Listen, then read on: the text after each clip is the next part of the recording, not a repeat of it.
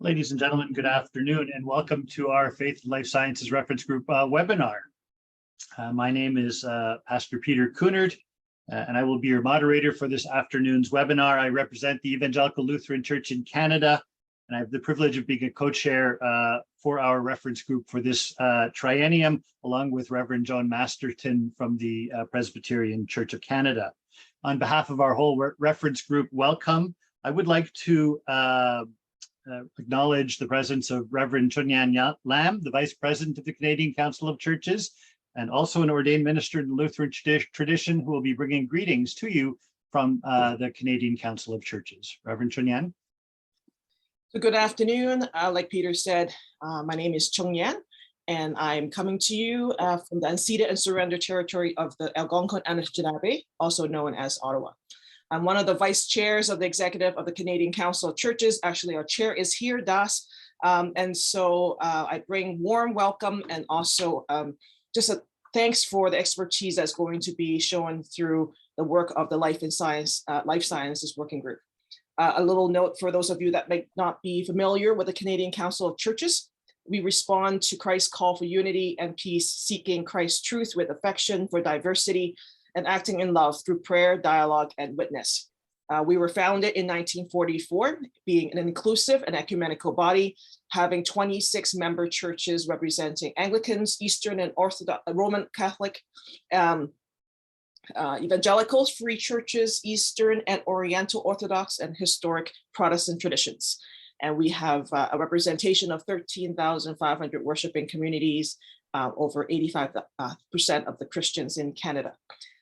Finally, the most important is our deepest gratitude to the team that you will see here leading our webinar. This working group continued to impress us and make us very proud to be part of their work, and that the steadfastness of the leadership of Reverend Dr. Peter Kuhnert and Reverend Joan Madison, who are the co-chairs of this working group. And also thank you to Michael for your diligent support for this team to ensure all the logistics happen. And I hope you enjoy the webinar together, have fruitful conversations. Thank you. Thank you, Chunyan, for bringing those greetings on behalf of the whole Canadian Council of Churches. Just as a couple of words of introduction, why is it important to think theologically and ethically on changing biotechnology around us?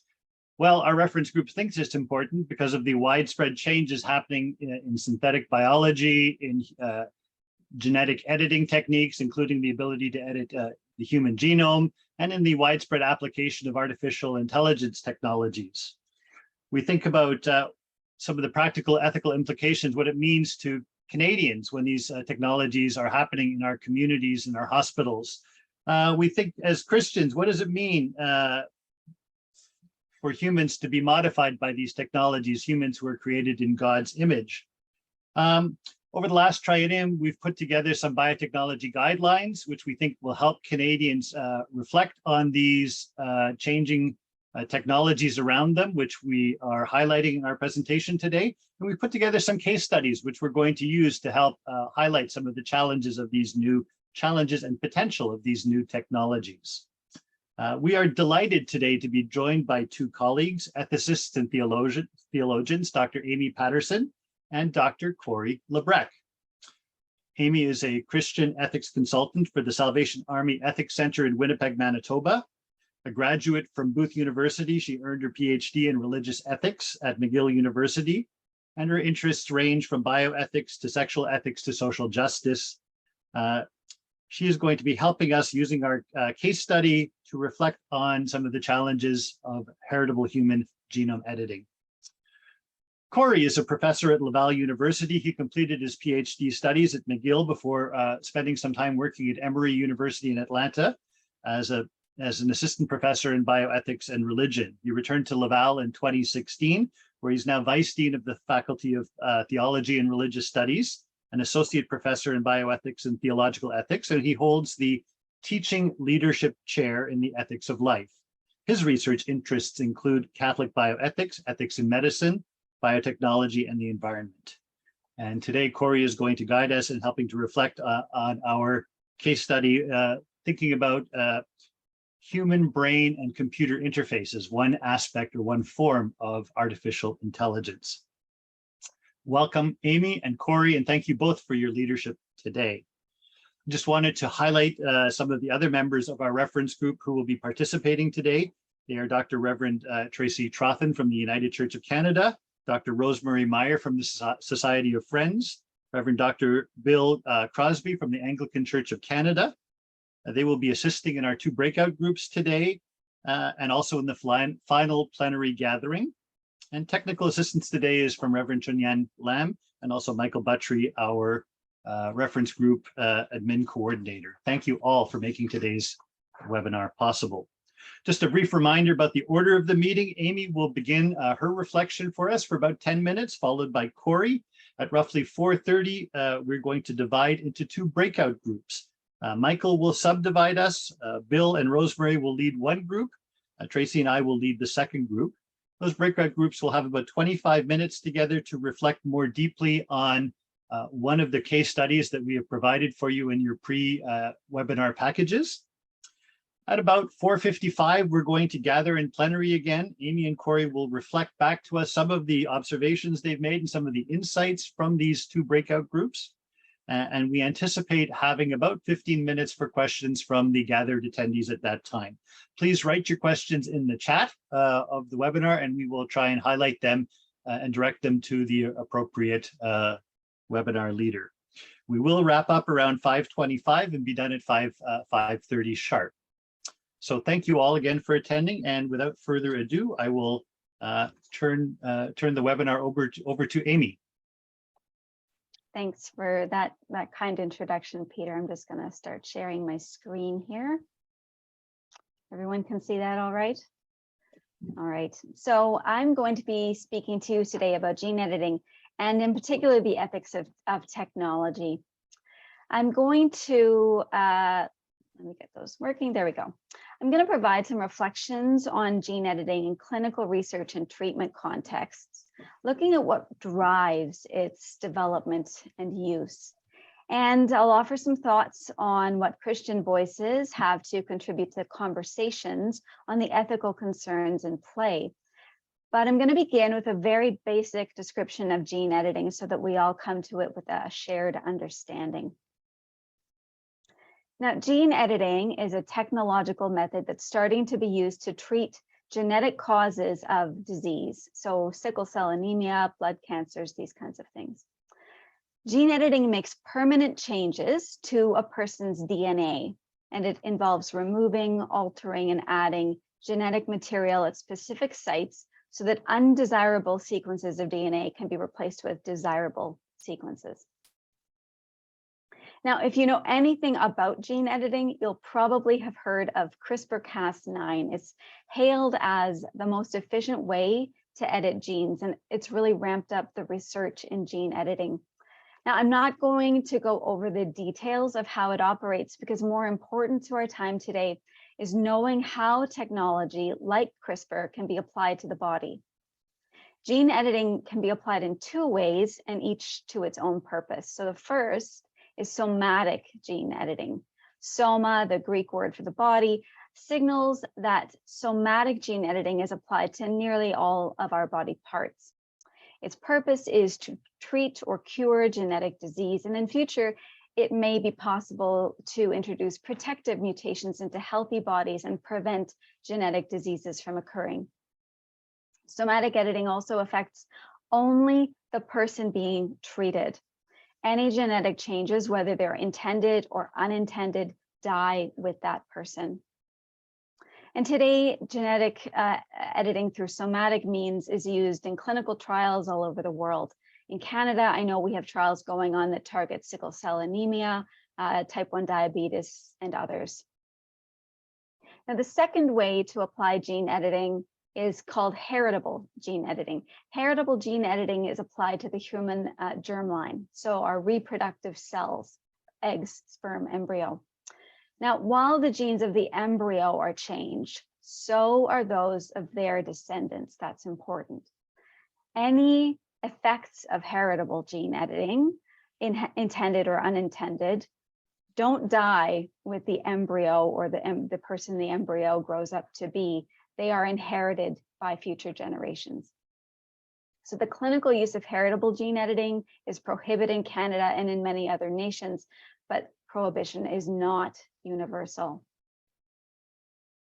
Now, you can imagine that a number of practical ethical concerns arise with gene editing. So we might think about patient safety concerns. We might think about just allocation, for example.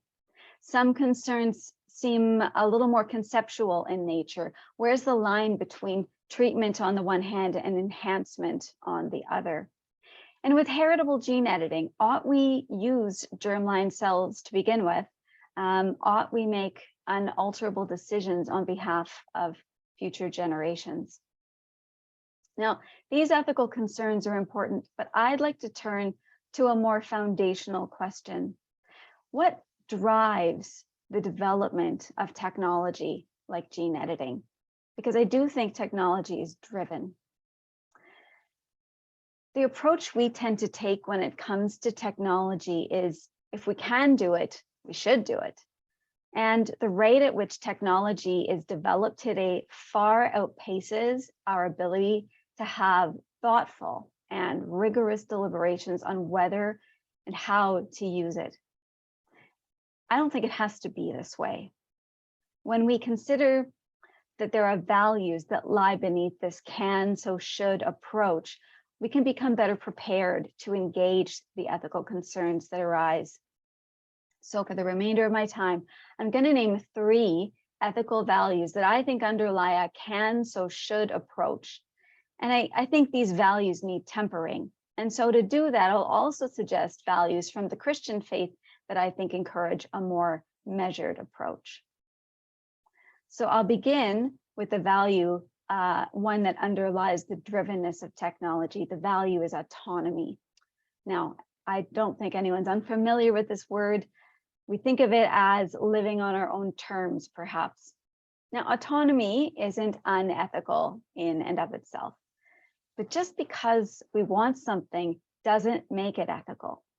Moreover, full autonomy can only be achieved if we excise vulnerability from our lives, and pursuing it can dig really deep chasms between people who are powerful and people who are vulnerable.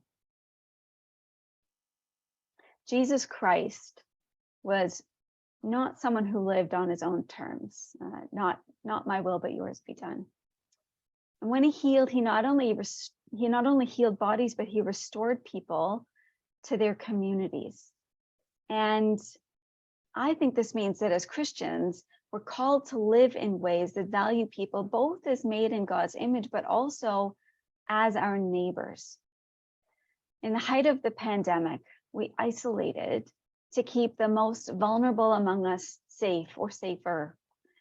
Caring for others often means making personal sacrifice. So I say to you that when gene editing is driven by the value of autonomy, I encourage us to bring in the value of relationship into the conversation. How might gene editing deliver people from vulnerability, and how might it reinforce vulnerability? The second value underlying the drivenness of technology is progress. You've heard it said that progress is about moving forward, improving. It's a value that many consider necessary for autonomy. Now, when something gets in the way of progress, it's not seen as of any value whatsoever. So undesirable genetic conditions are deemed morally undesirable. C.S. Lewis, of all people, calls this very limited understanding of progress the fatal serialism of the modern imagination. While we tend to think of a process as made up of even steps, he says that there are progressions in which the last step undoes all the labor of our previous journey. Jesus Christ called his followers to live on earth as in heaven. And I think this is quite different from unrestrained progress. Humans have strengths and limitations, and part of living on earth is learning from both. So I say to you that we need to learn as Christians how to suffer well. With progress, our tolerance for suffering has diminished. But whether I'm reading the Bible or a news feed, I find ample occasions where we've tried to expunge suffering from human experience only to create new kinds of suffering. Now, our motivations, of course, aren't always selfish. No parent wants their child to be born into a life of suffering. But we'd still resist the truth that suffering is a limitation that we can't escape on earth. So when it comes to progress, I encourage us to reflect on what we can learn from people who suffer well, perhaps with the Apostle Paul, encouragement, endurance, character, and hope. How does the ability to suffer well temper our view of gene editing and drivenness? Finally, efficiency. Progress can be achieved through efficiency. And you've heard it said that efficiency is doing something well, doing it thoroughly without wasting time or resources. And of course, CRISPR, as I mentioned, has been called the most efficient of gene editing technologies. But I say to you that many people are underserved by our social and healthcare systems. Over COVID, we saw horrendous neglect of vulnerable people living in long-term care facilities. And we've struggled to provide even a basic level of care to many people. Jesus himself was not a very efficient person. Yet in everything he did and was, nothing was missing. You'll remember the story of the woman who was healed just by touching Jesus's garment as he walks by. Now, the efficient thing for Jesus to do here would be to continue walking to the child that he's already promised to heal. Instead, Jesus calls the woman out of the crowd, and as she comes close to him, he gives his time and presence to her. Jesus listens as she tells him the whole story. Listening well is not only inefficient, it's slow, but it's at the heart of what I think of as compassion, suffering with those who suffer. So when it comes to efficiency, I encourage us to consider how compassion contributes to human well-being. What does it mean to identify Christianity as a faith of and for suffering people? And how does that identity shape our ethical responses to gene editing? To close, when we understand what it means to say that all human beings are made for relationship, that we can learn from our strengths and limitations, and that we're responsible to suffer with one another, Christians bring critical ideas to conversations on gene editing. And they aren't far off from a prototypical description of medicine: to cure sometimes, to relieve often, and to comfort always. Thanks.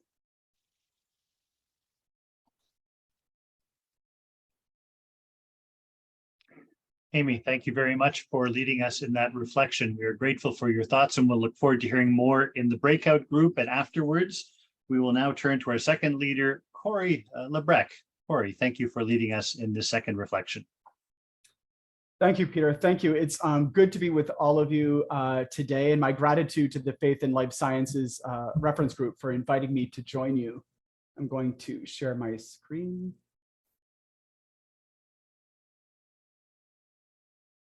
Great. So I remember as an elementary school student in the 1980s, which I realize is dating myself, when our first computer lab was opened to lots of fanfare. And back then, computers were still rather large machines, but nonetheless, they impressed the socks off of us, as we made our way into the classroom, very much wide-eyed.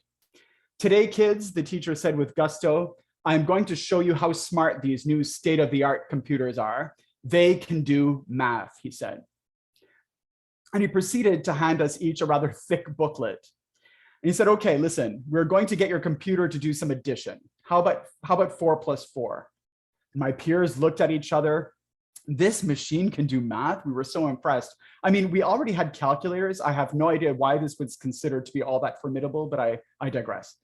What you're going to do is simple, the teacher continued, just enter the commands. And they were a very long list of commands, I might add, outlined in this here booklet. And then you'll see the magic, he said. And so we did, one command after another for the whole 40 minutes of class time. And after all that typing, there it was on the screen. 4 + 4 and 8 showed up just there. Amazing. There were oohs and there were ahs, wonder, at the marvels of these machines. I don't remember it occurring to anyone that we could have done that simple addition in less than a second in our heads, but there you are.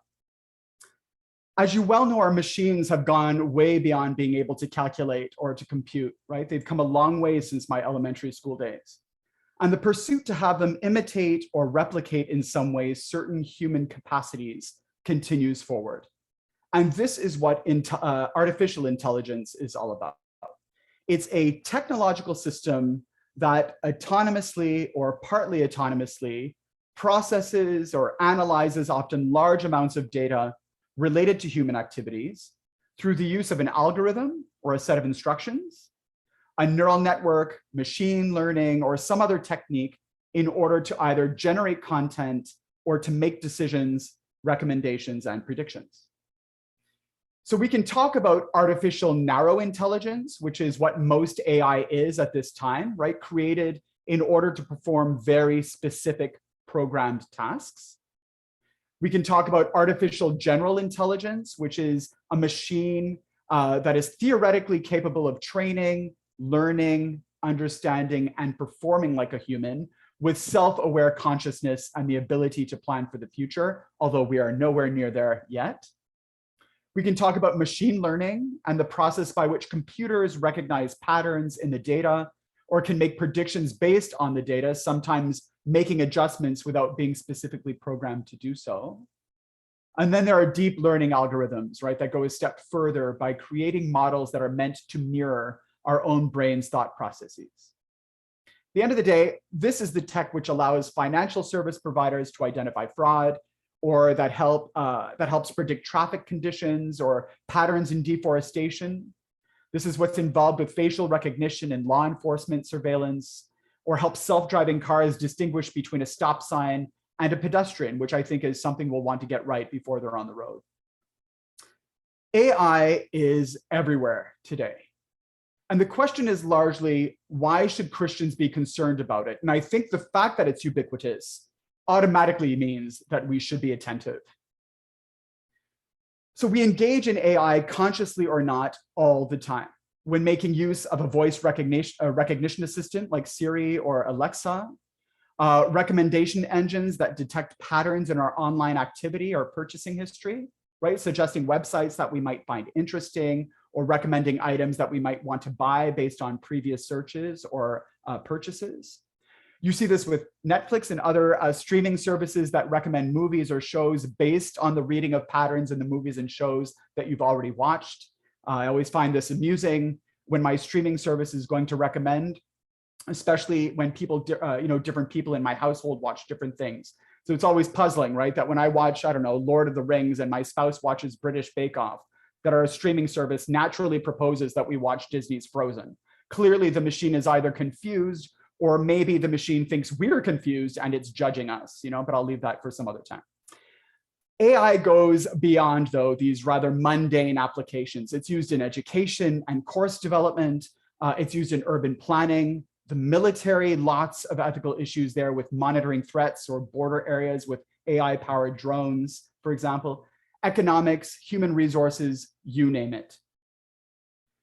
How might, and let me pause here because I think this is perhaps the most important question, most important reason why Christians should not only be concerned with AI, but involved in its development and application. Technological innovation moves with such speed, right, that we have hardly enough time to think any of it through. Theological and ethical conversations are always lagging, right, behind the insatiable pursuit of progress. Take the creation of robot companions to counter the isolation of older persons as a case in point. This is something that I work on. Theological ethicists are asking and mulling over the deep I think, the deeper questions at work here. Like, is this the right way to go, right? Is this not a simple shirking of human responsibility toward other humans? Can robots actually be companions, right? That word is important. Who should be held accountable if the robot companion does or recommends something that is wrong? And while the literature shows that socially assistive robots can help decrease agitation and stress, especially in older patients suffering from cognitive impairment, is not the whole thing based on deception, right? Of getting the patient to believe that the robot is real. Is this acceptable if there are benefits? Here, I think theological reflections on what we ought to look for in the accompanying of others, or better said, as by our Anglican brothers and sisters, in the ministry of presence to others, widen discussions on the benefits and limitations of using these kinds of AI-powered machines. Another case in point, the use of AI in healthcare. As a corresponding member of the Pontifical Academy for Life, I attended a fascinating workshop on ethics and artificial intelligence at the Vatican in February of 2020, at which a rather important question in the debate over AI was asked. Should we, or why should we, give preference to human healthcare professionals who are often exhausted, who are limited and fallible in their judgment, if their functions, especially vis-a-vis diagnostics, can be better performed by AI software? And we reflected, as I think good theologians and theological bioethicists do, on dignity, issues of justice, what stewardship rather than mastery over the natural world should look like here, on the risks of technologies that could vulnerabilize people rather than help them, on questions of discrimination, and the overall purpose of the healing arts. All important subjects that hardly get a hearing outside of theological and ethical circles. We thought about the benefits of AI in healthcare. For instance, AI software could successfully commit to a first round of collecting data from a patient, right? Of verifying medical history, of recording symptoms, and in so doing, allowing human healthcare providers more time to sit with the patient rather than peering over his or her computer screen while typing in information in a time-compressed setting. That is, in this way, AI could be focused on particular tasks, while the human healthcare provider could be more thoroughly engaged in the patient healthcare provider relationship. At the same time, we need to remain alert. At this Vatican meeting, we learned about Babel in Rwanda, which is the largest digital health service provider in the country, boasting more than 2 million registered users, who with the use of an iPhone can plug in their symptoms, get a diagnosis, and then be linked to an online healthcare provider without needing to figure out how to get to the nearest clinic, which could be hours away. Some Rwandans celebrate, this accessibility that they could never before imagine. Others lament an enduring exacerbation of the divide between the rich and poor, right? Since, among other things, the service depends on the use of a feature phone. In addition, Rwanda's then Minister for Health pointed out Babel's lack of country-specific data.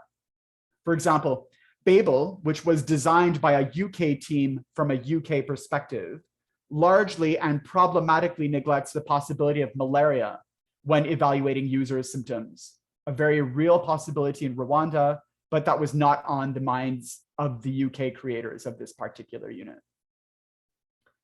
Some of the commentators at this workshop made plain that it's important to remember that behind every software is an investor.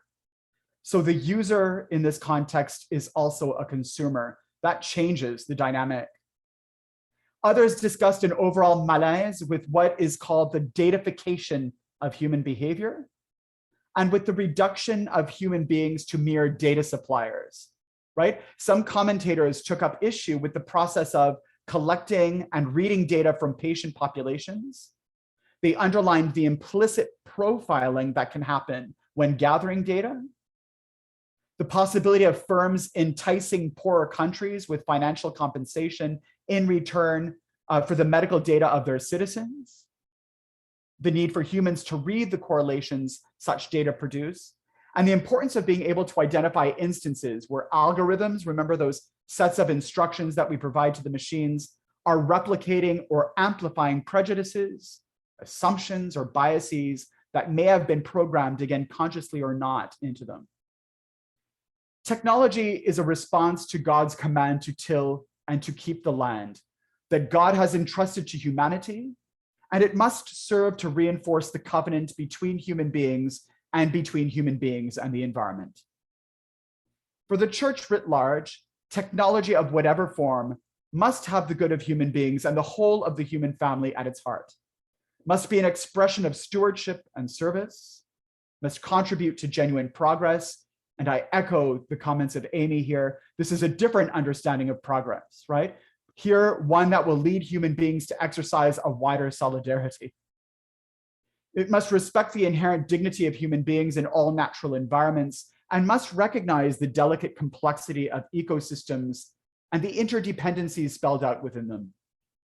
Christian voices are already calling out for these tenets to be thought of constructively in debates on AI, identifying transparency, inclusion and far-reaching accessibility, responsibility on part of designers and users, impartiality, that is recognizing and eliminating bias and prejudice, reliability, security, and privacy as important principles that must guide the development and implementation of AI.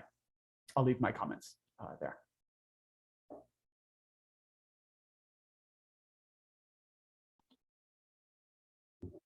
Cory and Aimee, thank you so much. You have given us lots to think about in your presentations today. We are now going to move the webinar into 2 breakout groups. Michael, you're going to divide us.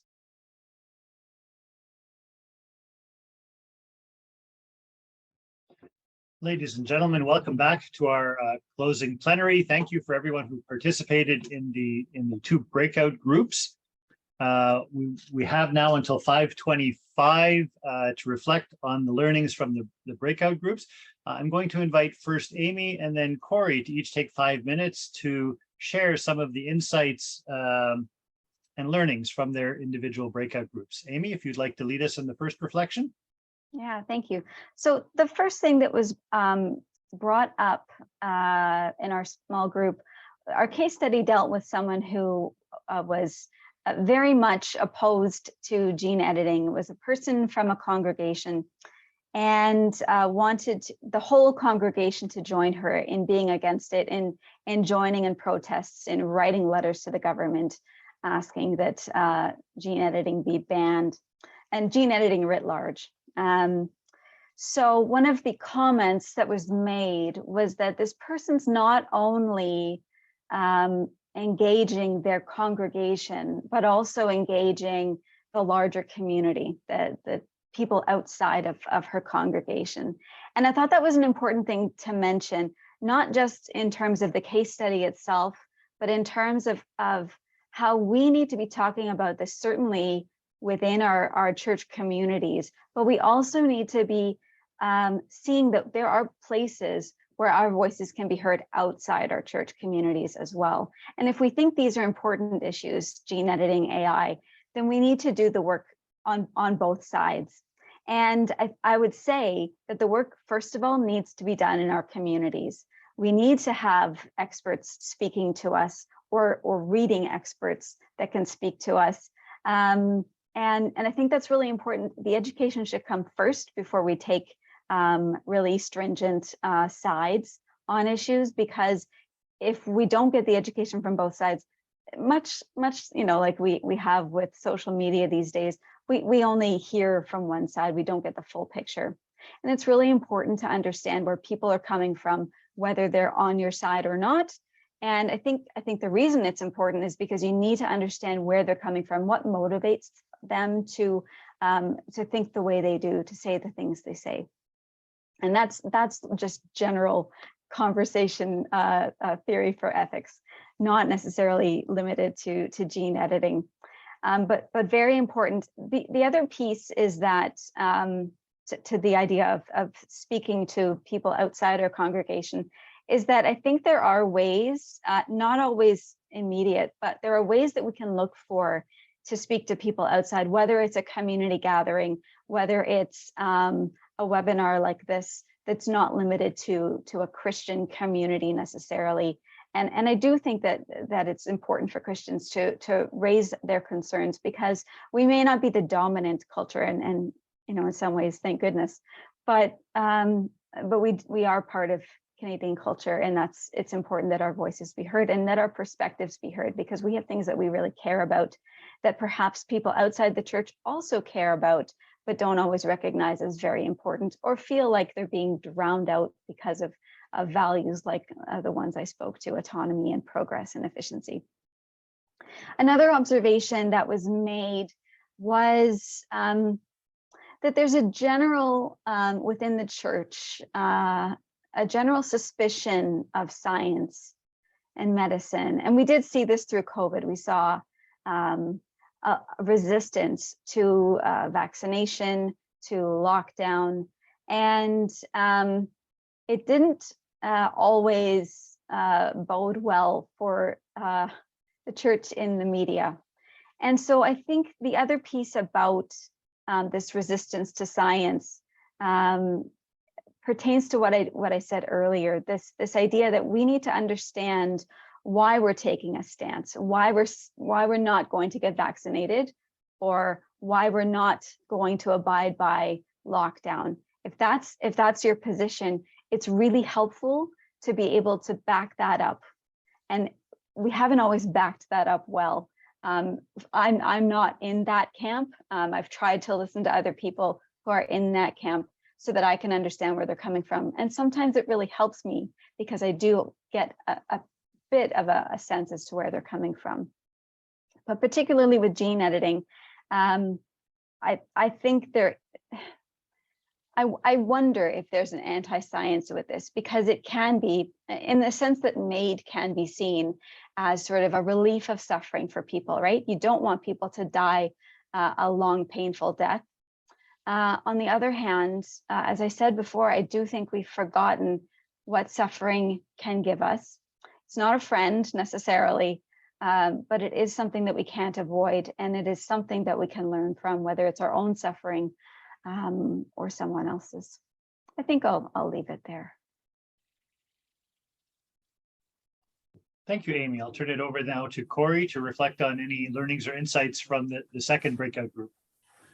Thank you, Peter. There was lots and lots of insight there. So forgive me, members of the second group, if I misrepresent the lots of stuff that we kind of covered, I think, in our time. So our group looked at the brain-computer interface case, which are devices that can pick up brain signals and transmit those, if I may reduce it, and transmit that information in a digital form to computers. Now, some of those technologies in our case, we're told that they were funded from DARPA, or by DARPA rather, which is an organization, as you may well know, that uses emerging technologies, right, in military strategy. And so that's kind of an important piece of the whole puzzle. But this technology, we're told in our case, was used by a 62-year-old male with ALS who had become the first person to tweet a message, "Hello world," using only direct thought, right, through this kind of intervention.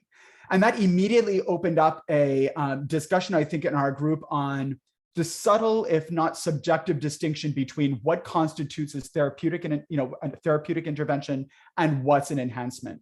And that was really interesting, because I think the conversation turned towards questions around, and I think very importantly, questions around the theology of disability, or theologies of disability, right? Which I think gives us a whole new orientation to thinking about questions around treatment and enhancement, right? And whether or not there's really a freedom to choose here, especially by persons, in terms of persons with disabilities who may or may not be coerced, right, in order to achieve some societal standard of normalcy, right, which I put in quotation marks to be sure.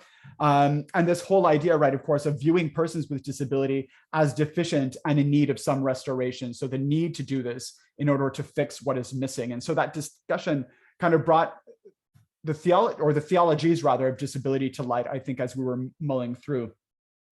To be sure, the involvement of DARPA as an agency that uses or likes to look at emerging technologies in terms of military context immediately brought up, notions of justice and questions around intention, right? And so if funding is pouring in from a particular organization that has particular intentions, well, what exactly is the behind the scene objective here, right, with the technology in question? And that, of course, opens us up to the entire debate around risks and benefits, right? Something that we looked at in some of our presentations as well, around issues in terms of, if there are benefits, like Aimee was saying, I think, just because we can, should we, right? And there are lots of benefits here, but at what point? That's always the great question, right? What's the line that we don't want to pass over, and so on and so forth. So I think a lot of that came through, and I think there was a desire for us to maybe return to a more paradoxical, or to recognize a more paradoxical nature of these kinds of discussions, right? Understanding that the paradox between risks and harms, and so harms and benefits, for instance, leads us to think more about about the deeper questions involved here. And here, certainly in our own case, and I think in the case that the other group discussed as well, we were looking at AI as enhancing or inhibiting not just the physical person, but their agency. And we can talk about human agency and its ultimate link, I think, to the imago Dei, right? Or being created in the image of God, and what that particular link has to say about our reflections here. And so what power relationships come into play, enhancing or inhibiting those agencies? Are there certain persons whose agencies we would prefer to inhibit through these kinds of interventions, if I may, or prefer to enhance? And I think some of our members mentioned very clearly that brain-computer interfaces can do both, right? Enhance and inhibit. And so the question comes down to intention in many ways, right? And I think that was a very important point in our case. Forgive me, that seems to be all over the place, but some of those points were at least represented there. Thank you. Thank you, Cory, and thank you, Aimee, for reflecting back some of the learnings and teachings from the breakout groups. And now we would like to offer opportunity for webinar attendees to ask more questions from their learnings today, from the presentations, from the breakout groups. We ask that you write your questions in the chat, and then we will direct the question to either presenter or one of the participating members of the reference group, if that is what you would like to hear, who you would like to hear from. So please feel free to write your questions into the chat. While we're waiting, maybe I'll just make an observation. We talked in our breakout group on human computer interfaces about the difference between therapeutic and enhancement. What if we were to use this technology in terms of maintaining systems of power and control, right? Could we imagine the military using this technology to enhance a SEAL team, for instance, or maybe a whole division of soldiers who would no longer have to rely on external communication forms, but could communicate one with another directly by thought? What would be the implications of that? We didn't take our case study that far, but I wonder, Cory or Aimee, if either of you have any thoughts about that. I think, Peter, this is like a major question in biotech ethics. I would say this is like the foremost question in biotech ethics. What happens when we have a particular technological intervention that can be used for horrible things, if I may, for immoral things, and yet can also help the man with ALS, or the patient with ALS rather, communicate in a way that he has always, or she has always wanted to communicate, right? And so the question becomes, do we put the brakes on immediately because it can be used in a very negative way, right? It's always that type of question, isn't it? About yes, but, right? It can be used in both ways. And I think Aimee was saying this, right? About this very measured way of applying these kinds of technologies that I don't think the churches are going to be, I don't think we are automatically going to say out with it. If it can be used in a terrible way, out with it. I think the churches will be more measured, right, in the approach, and saying, now, how can we help secure that this particular technology is going to be used in the right way? And of course, that's easier said than done, to be sure. But I think that's a perfect example of a key bioethical issue, or a key bioethical question, Peter, that is at the forefront of biotech discussions. Yeah, I would just add to that, especially with gene editing, the idea that when we try to treat conditions that make people vulnerable. We're also treating vulnerable people. And when we're thinking about eliminating conditions, we're also thinking about eliminating people. When we think about, for instance, which is written in the prior to the case study, the deaf community, right? Many of whom appreciate being deaf and would like their own children to be deaf so that they can have an intimate way of communicating with their families. And this would be preferable to them than being healed, if you will, from their deafness. So we're making decisions on behalf of other people that we deem to be vulnerable, who in their own eyes don't deem themselves as vulnerable people. And so, you know, what happens when it gets worse than that? What happens when it becomes more and more and more? It's the power is in the hands of who are the strongest voices in the room, right? Whether it's scientists and medical practitioners, whether it's the government. It's, you know, I can imagine, because CRISPR is quite inexpensive, I can imagine people are arguing that it's much cheaper to edit out conditions than it is to treat people who have conditions. Thank you, Aimee. I have a question here in the chat from Candice, and Candice asks, I participated in the webinar last October. What did the new genes cost? What's taken place in this last year to bring the importance of an ethical lens to the level of government regulation and economical advancement? It's not a criticism. I'd just like to know how much direct input this group is having. Thank you. Those are great questions. So would anyone like from the reference group like to handle that question? I don't think we know as a member of the reference group what the cost of any particular gene editing technology is. I don't think that, I think it's very much still an early experimental and trial phase. So I don't think those costs have been tabulated. And I think the time for ethical reflection is now, because people are making plans for the future. If we don't ask questions now, suddenly a future will be laid out, and we can either choose to engage or not. Does anyone else want to reflect on that from the reference group? Bill, perhaps?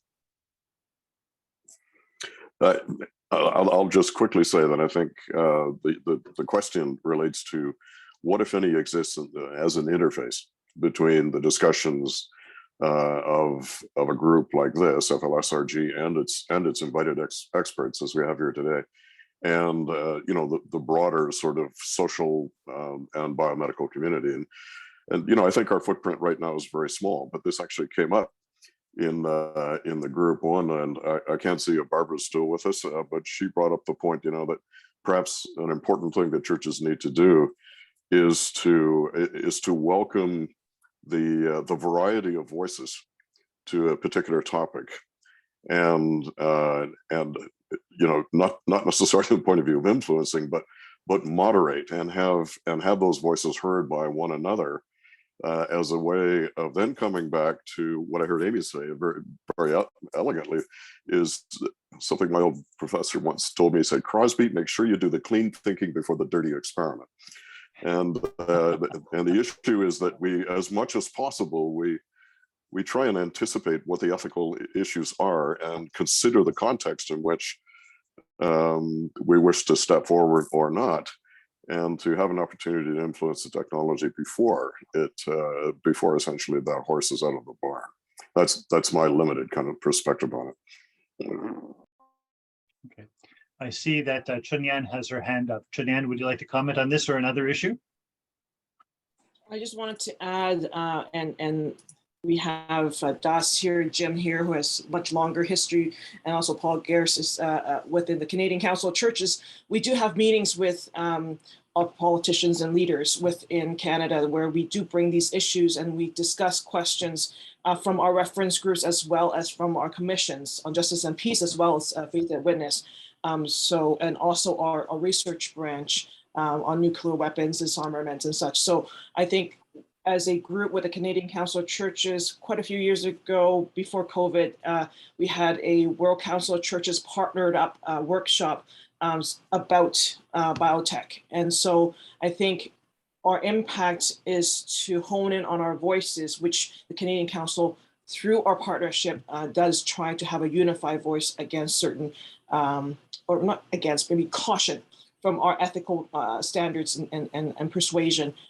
We are all members of churches, but we're also Canadian citizens, where when we go and show up together and ask them questions, I think it does have that impact, because they know that we're thinking and also asking those questions.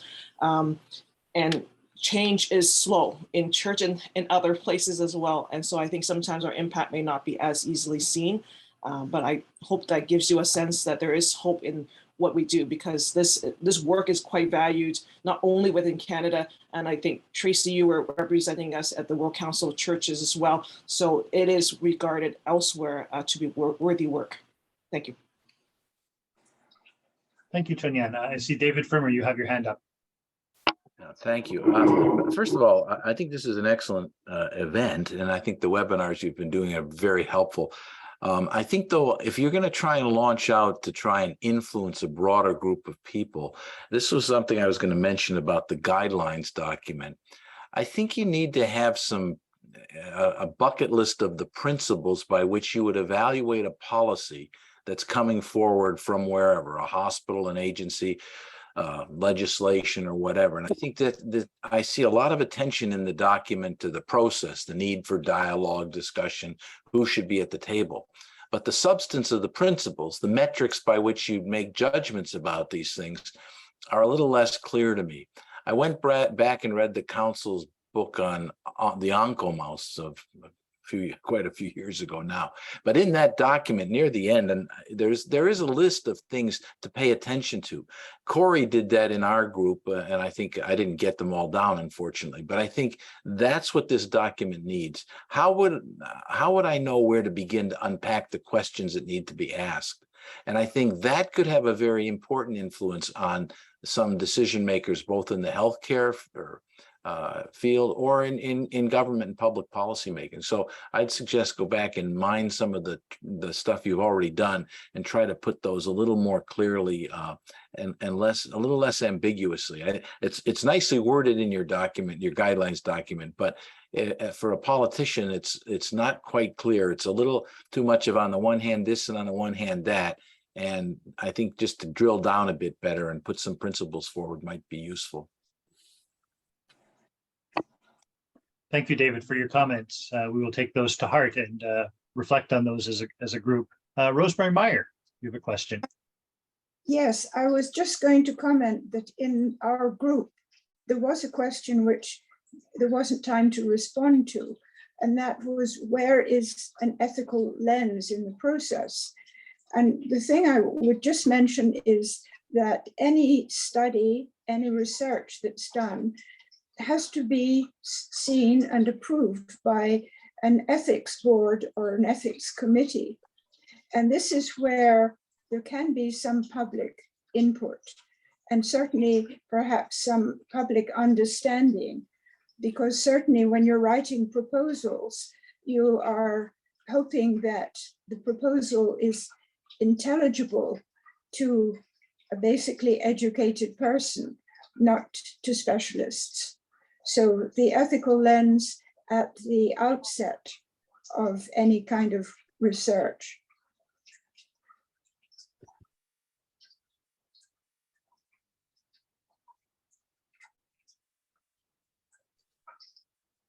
Thank you, Rosemary, for those reflections on perhaps getting involved at a research ethics committee level in some of these issues.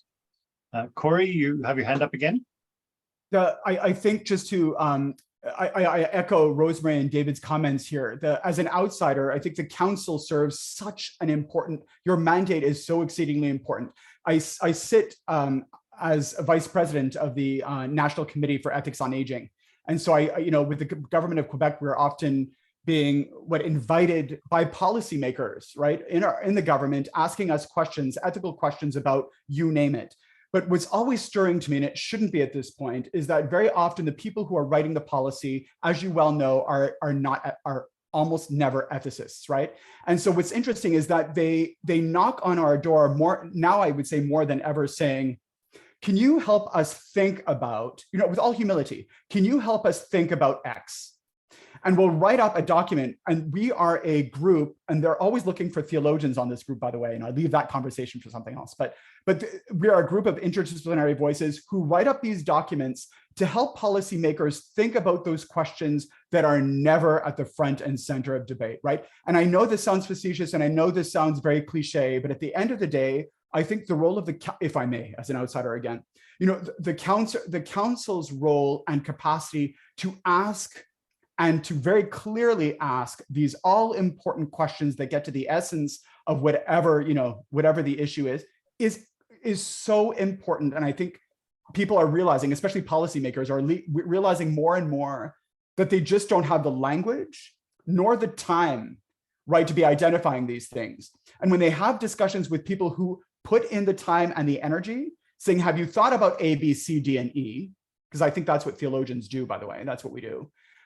This changes the orientation. They don't have to Christianize their texts, et cetera, but what they are looking for are constructive conversation pieces that if they forget to include, right, in their discussions, their public discourse, and in their policies, they are thought to be less in authority, people who have not thought through these things. So I think you are, as a council, incredibly important in this way. Forgive me. Cory, thank you very much for those thoughts. Ladies and gentlemen, we're almost at 5:25 and coming to the end of this discussion part, or plenary part of our webinar. I want to take the time to thank you all for participating in this webinar. We encourage you to take the biotechnology guidelines that we provided home with you and to use them, as well as the case studies. Use them in your synods, dioceses, colleges, and seminaries. We invite your comments and your feedback. If you ask, we will even try and support you in the conversations you have with your colleagues. So if you invite us to attend an event, we will see if we can somehow support you in that event.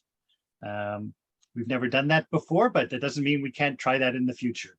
Thank you to our leaders today. Thank you, Aimee and Cory, for helping us reflect deeply and meaningfully on the way that technology is breaking into our lives and how we can respond ethically and theologically. We're grateful for your time, your insights, and also your expertise. Thank you to our technical supports today, to Chunyan and Michael. We're grateful for helping make this webinar possible. And to all my reference group colleagues who acted as facilitators for today's breakout sessions, to Rosemary, Tracy, and Bill. I do believe we have an evaluation survey that Michael is sending out. I see Michael nodding, so I believe that is either coming out now or momentarily. Please take some time to evaluate the webinar. We have tried a new format this time with the breakout groups. Let us know if you thought that was helpful or not. Any last questions or reflections? A last word from each of our two leaders today. We'll start with Aimee again. Anything you want to say to the group? I'm just very grateful that this number of people is interested in these topics, because we do need more people thinking critically about the kinds of ethical issues that are plummeting our way today. I'm always grateful when people are interested in ethics, period, but in particular, the science that is developing at a really hasty pace, if you will. So thank you again for being willing to engage it directly. Thank you, Aimee. And Cory? I echo, Aimee's comments, and I think the churches and the Christian church writ large needs to continue to be a forum for discussing these bigger questions, not just among ourselves as people who are interested and invested and engaged and so on and so forth, but with the laity, right? With people who are in the pews, who are looking for information, and who are looking desperately to have these kinds of conversations without the fear of ridicule because they don't know enough about the science, for instance, or without the fear of ridicule of being too theological in non-theological circles. So continue being that forum by all means. Thank you.